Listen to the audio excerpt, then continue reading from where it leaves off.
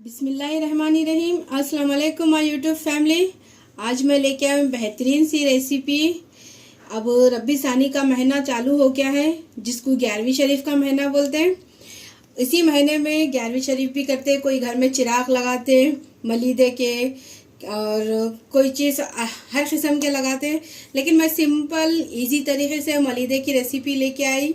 ना इसमें मैं रवा डालूंगी, कुछ नहीं, सिंपल गेहूं के आटे का मलीदा बनाऊंगी मैं, और बहुत ही जायकेदार, बहुत ही मज़ेदार ये मेरी रेसिपी है। जिस तरह से मैं बनाती हूँ उसी तरीके से आपको बनाना सिखा रही हूँ। देखिए, ये गेहूं का आटा है, थोड़ा सा मोटा पिसा हुआ है। ये कम से कम मैं ये कप से ली हूँ, इस कप से 8 कप मैदा है, और इसी कप से मैं शक्कर भी ले रही हूँ 8 कप। अगर आप मीठा कम खाते तो शक्कर की क्वांटिटी कम कर सकते हैं आप। अगर नहीं आप बराबर करेंगे तो इस कप से 8 कप ने तो 7 कप बराबर है। और ये देसी घी है 1 कप भर के, और इसको अच्छी तरह से मैं गरम कर चुकी हूँ।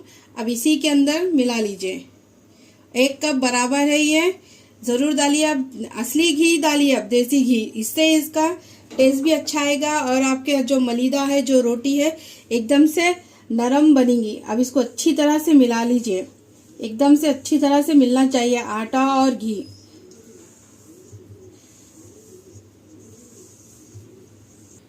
देखिए, ये अच्छी तरह से मिल चुका है।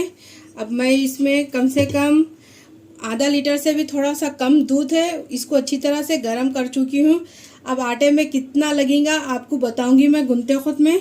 इसको थोड़ा सा सख्त गूंदीजिए, क्योंकि इसको जब इसको बेलते हैं तब रोटी अच्छी तरह से बेलना चाहिए, नरम मत गूंदिए, क्योंकि सेकते खुद में इसको अपने को थोड़ा सा सख्त आटा ही होना चाहिए। अब इसको थोड़ा थोड़ा करके अच्छी तरह से गूंद लीजिए, थोड़ा सा सख्त गूंदिए। कम से कम आपको इसके अंदर 1 कप से 1.5 कप दूध लग जाएगा।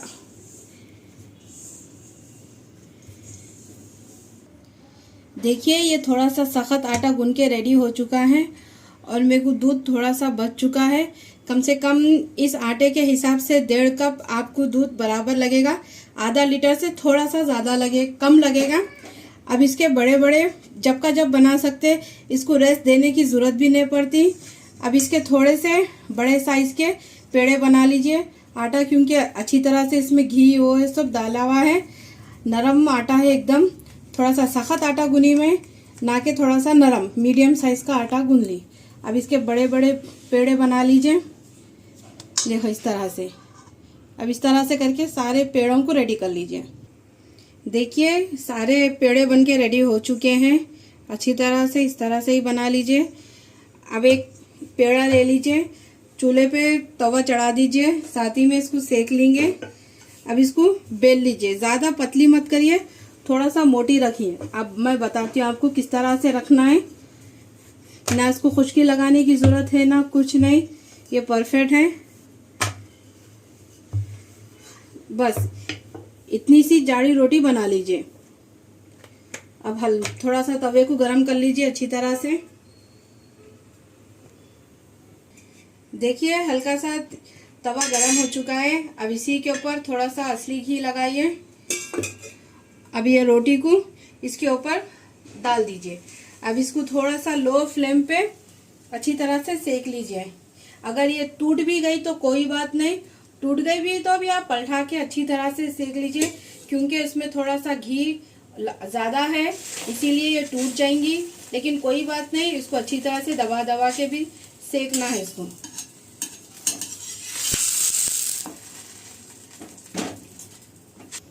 अब एक तरफ से सेकने के बाद इसकी साइड चेंज कर लीजिए।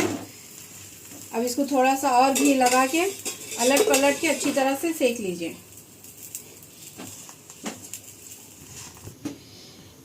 देखिए, ये अच्छी तरह से सेक चुकी है, इसका कलर भी चेंज हो चुका है, अंदर से भी अच्छी तरह से पक चुकी है। अब इसको एक साफ दुपट्टे पे या कोई से भी कपड़े पे आप निकाल लीजिए। अब इसी तरह करके सारे रोटियों को बना लीजिए। अब इसी को गरम गरम में थोड़ा सा जल्दी जल्दी इसको तोड़ दीजिए। आपको ये गरम रोटी है, चुरका भी लगेगा, लेकिन कोई बात नहीं, लेकिन जल्दी जल्दी इस तरह से करने से आपका मलीदा एकदम से सॉफ्ट और मुलायम रहेगा। जब भी सेक रहे आप तब ऐसा इस तरह से तोड़ के एक साइड में रखते जाइए। इसको पूरा सा इस तरह से चूरा कर दीजिए एकदम से इस तरह से। इससे क्या होगा कि मलीदा भी अच्छा नरम रहेगा और सॉफ्ट बनेगा, क्रिस्पी नहीं रहेगा, बहुत मज़े का और जायके का बनेगा इंशाल्लाह। आप ज़रूर ट्राई कीजिए मेरी ये रेसिपी को। देखिए सारे रोटियां बन के रेडी हो चुके हैं और इस तरह से मैं इसको बारीक बारीक चूरा भी कर चुकी हूँ। आप चाहे तो हाथों की मदद से भी इसको बारीक और बारीक भी कर सकते, लेकिन मैं क्या करूँगी, थोड़ा सा ये जग में लेके सिर्फ 1 से 2 बार फिरा के निकाल लूँगी। इससे क्या होगा कि आपका मलीदा भी एकदम से थोड़ा सा फाइन बन जाएगा। ज़्यादा मोटा भी मत रखिए, थोड़ा सा दरदरा टाइप में रखिए। और साथ ही भी मैं शक्कर भी इसलिए थोड़ी सी मोटी है, अब इसको भी सिर्फ एक ही बार ऐसा फिरा के निकालूंगी। इससे क्या होगा कि थोड़ी सी शक्कर बारीक पीसे जाएगी, पाउडर टाइप में नहीं आएंगी, थोड़ी सी बारीक हो जाएंगी। बस एक ही बार सिर्फ फिरा के निकाल दीजिए मिक्सर जार में। ये पीस के मैं ला के आपको बताऊंगी। देखिए ये अच्छी तरह से ग्राइंड करके ला चुकी हूँ मैं। देखिए ज़्यादा मोटा भी नहीं है, ना कि ज़्यादा बारीक एकदम से महीन भी नहीं है, मीडियम पे है। बस इस तरह से रखिए, तभी खाने में ये जायकेदार बनेगा। अब इसी के अंदर ये थोड़ी सी दरदरी पीसी हुई शक्कर डाल दीजिए। देखिए ये भी ज़्यादा बारीक नहीं है, थोड़ी सी दरदरी टाइप में आपको दिख रही होंगी, देख लीजिए। अब इसको अच्छी तरह से मिला लीजिए इसको। अब इसी के अंदर मैं कुछ ड्राई फ्रूट्स भी डालूंगी, थोड़ा सा भून के आपको वो भी बताऊंगी। अगर आपको रवे की भी मलीदे की रेसिपी होना है तो मेरे को कमेंट बॉक्स में बताइए, वो भी बनाना सिखाऊंगी मैं इंशाल्लाह ताला। लेकिन आप ये गेहूं के आटे का मलीदा एक बार ज़रूर ट्राई कीजिए, आपको ज़रूर पसंद आएगी। अगर आपको मीठा ज़्यादा पसंद है तो आप शक्कर और भी डाल सकते हैं, लेकिन ये परफेक्ट है। अब थोड़े से कुछ ड्राई फ्रूट भून लेंगे। अब एक चूल्हे पे फ्राई पैन चढ़ा दीजिए। अब इसी के अंदर थोड़ा सा घसा हुआ नारियल ले लीजिए, पूरा एक साबित है ये नारियल। अब इसको हल्का सा लो फ्लेम पे भून लीजिए, सिर्फ थोड़ा सा इसका कलर चेंज होने तक थोड़ा सा हल्का सा ये भून लीजिए। सारे ड्राई फ्रूट्स को थोड़ा सा भून के ही डालिए, थोड़ा सा इसका क्रंचनेस अच्छा दिखेगा, खाने में भी ये मज़ा आएगा, जायका बनेगा। अब थोड़ा सा इसको भून लीजिए। देख ये अच्छी तरह से भून चुका है, हल्का सा कलर भी चेंज हो चुका है। अब ये भुने हुए को इसके अंदर डाल दीजिए। और खोपरा देखिए मैं किस तरह से बारीक कद्दूकस करी हूँ, इस तरह से ही करिए। और इसको किशमिश डाल दीजिए, इसको भूनने की ज़रूरत नहीं है, कम से कम ये 2 टेबल स्पून है। अब इसी के अंदर थोड़ी सी 1 से 2 चम्मच खसखस भून लीजिए, हल्का सा थोड़ा सा भून लीजिए, चुप लाइट। इसको थोड़ा सा हल्का सा इसकी नमी दूर करने के वास्ते भूनना है। अब इसको अच्छी तरह से भून लीजिए।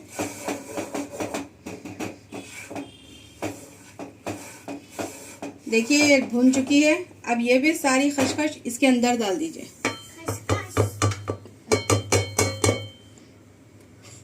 अब इसी के अंदर आधा कप उतने बादाम ले लीजिए और थोड़े से काजू भी ले लीजिए, आधा कप।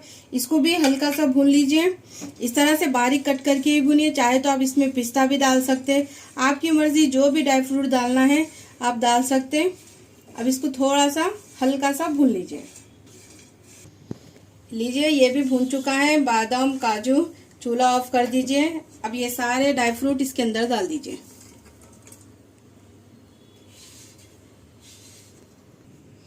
अब इसी में 1 चम्मच इलायची पाउडर डाल दीजिए। अब थोड़ा सा टुकड़ा जायफल का डाल दीजिए, इस तरह से घस के, इससे भी इसकी खुशबू अच्छी आएगी। अगर आपके पास पाउडर है तो कम से कम 1/4 चम्मच जायफल का डाल दीजिए।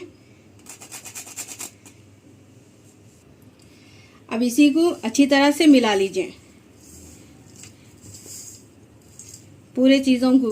अगर आप इसमें चाहे तो नारियल भी डालें, या अगर किसी को पसंद नहीं है तो नहीं भी डाल सकते, कोई और ड्राई फ्रूट भी डाल सकते हैं। लेकिन नारियल से भी इसका अच्छी तरह से टेस्ट आएगा, स्वाद आएगा, खाने में भी मज़ा आएगा। अब देखिए इसको अच्छी तरह से मिला लीजिए। कम से कम ये 2 हफ्ते के लिए बाहर रख सकते हैं आप, और 1 महीने के लिए फ्रिज में रख सकते हैं आप इसको मलीदे को। इस 11वीं शरीफ पे आप ज़रूर ट्राई कीजिए इस मलीदे की रेसिपी। कोई चिरागा लगाते, कोई कच्चे सूखे नारियल में लगाते, कोई मलीदे के चिरागा लगाते। आप ज़रूर ट्राई कीजिए 11वीं शरीफ में और कमेंट्स करके बताइए आपको कोई और भी रेसिपी सीखना है तो। देखिए ये अच्छी तरह से मिल चुका है। देखिए ये रेडी हो चुका है, अच्छी तरह से मैं मिला चुकी हूँ ये मलीदे को। आप चाहे तो इसके अंदर सूखे हुए गुलाब के पत्तियां भी मिला सकते हैं, लेकिन मेरे पास नहीं है, मैं नहीं मिलाई। अगर आप मिलाएंगे तो उसका भी टेस्ट बहुत अच्छा आएगा। अब इसको मैं सर्व करके बताऊंगी। लीजिए मलीदे की रेसिपी रेडी हो चुकी है। अगर मेरी रेसिपी ये आपको पसंद आई तो लाइक कीजिए और मेरे चैनल को सब्सक्राइब कीजिए, शेयर कीजिए, कमेंट्स कीजिए। मेरे को कोई और भी 11वीं शरीफ की रेसिपी सीखना है तो कमेंट बॉक्स में बताइए। इंशाल्लाह मैं आपको वो भी बनाना सिखाऊंगी।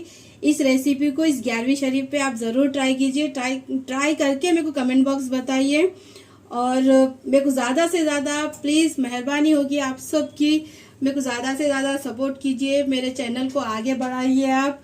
और कोई भी रेसिपी होगी मैं इंशाल्लाह सिखाऊंगी। मेरे खुद की ओन रेसिपी है ये मैं अपने स्टाइल में बनाई। आप यूट्यूब पे भी देख लीजिए, सबसे हटके बनाई मैं, इसीलिए ज़्यादा से ज़्यादा मेरे को सपोर्ट कीजिए। चलती हूँ, दुआओं में याद रखिए। अल्लाह हाफिज़।